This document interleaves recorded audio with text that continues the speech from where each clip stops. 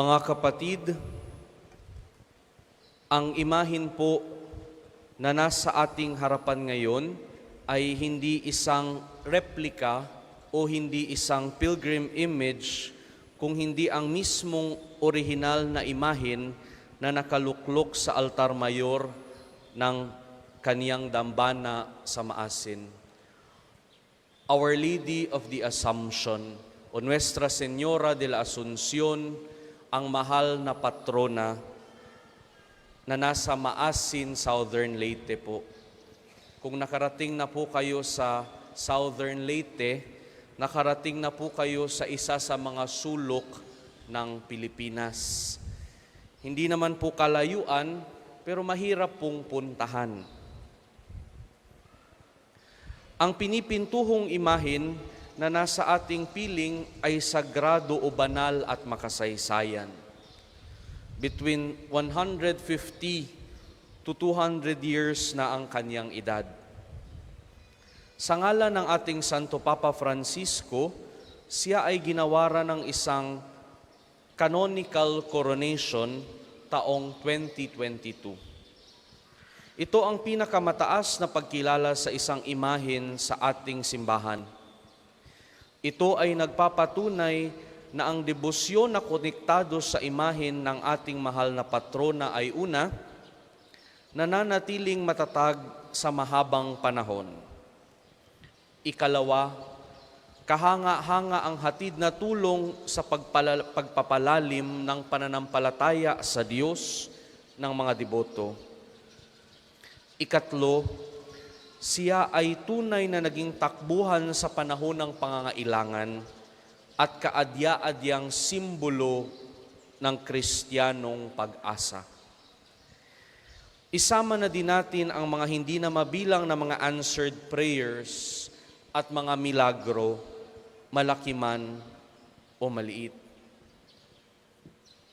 Sa aming pag-iimbita o pag-udyok sa inyo na tanggapin at palalimin ang pagdedebosyon sa Birhen ng Asunsyon, ating mahal na patrona, 2 punto po ang maigi na ating pagnilayan. Una, ang mahal na patrona ay simbolo na palaging nagpapaalala sa atin ng langit. Isang malaking tanda na nagtuturo sa atin sa direksyon ng langit. Kung titingnan natin ang kaniyang imahin, siya ay nakatingala, malayo ang tingin. Samantalang kitang mga Pilipino, gustong-gustong nagdarasal sa harap ng mga imahin na tila ba nakikinig, tila ba nakikipag-eyes to eyes. Ang mahal na patrona, malayo ang tingin. Hindi ito nagpapahiwatig na hindi niya gusto na tumingin sa atin at hindi siya handa na makinig sa ating mga panalangin. Bagkus, ang kaniyang pagtingala sa langit ay isang pag-iimbita o pag-uudyok na kita rin ay marapat na tumitig sa langit, kagaya ng kaniyang pagtingala sa langit. Mga kapatid, langit ang layunin ng ating buhay dito sa mundo. Sa langit, kita ay mamumuhay na kasama ang Diyos, kung saan totoo at walang hanggan ang kaligayahan at kapayapaan. Ang mahal na patrona ay isang tanda na sa palagi ay nagpapaalala sa atin ng langit. Siya din ang magbibigay inspirasyon sa atin at pag-uudyok para tayo ay mamuhay na ayon sa kalooban ng Diyos. Sapagkat ang mamuhay ng mabuti at tapat sa kalooban ng Diyos, ang tanging daan patungong langit. Ikalawa, sapagkat siya ay nasa piling ng Diyos sa kaniyang kaharian sa langit, ang ating mahal na patrona, Birhen ng Asunsyon, ay makapangyarihang takbuhan sa panahon ng matinding pangangailangan at makapangyarihang tagapagpamagitan sa harapan ng Diyos.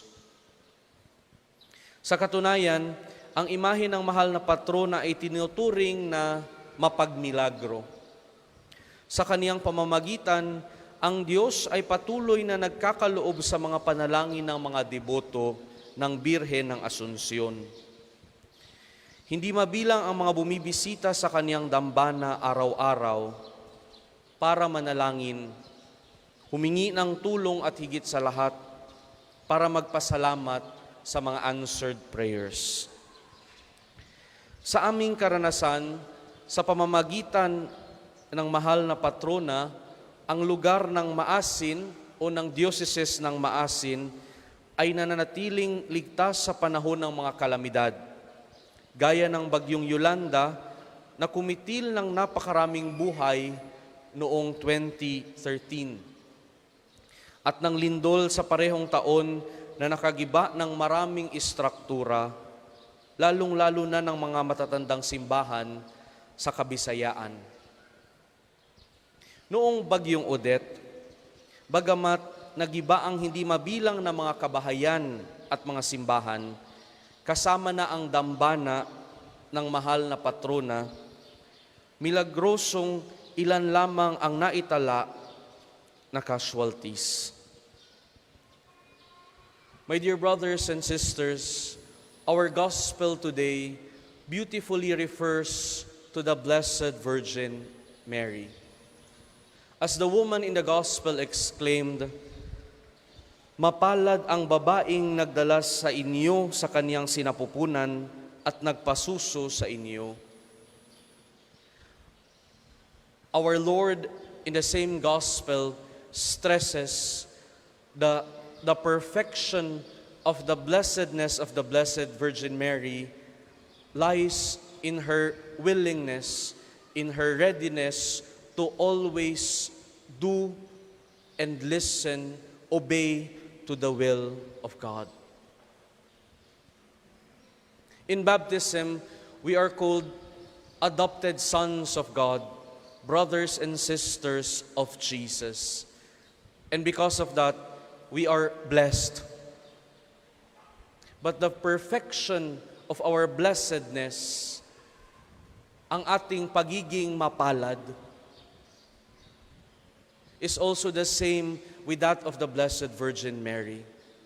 Tunay tang magiging mapalad kung lagi tayong makikinig, kung lagi nating susundin ang kalooban ng Diyos.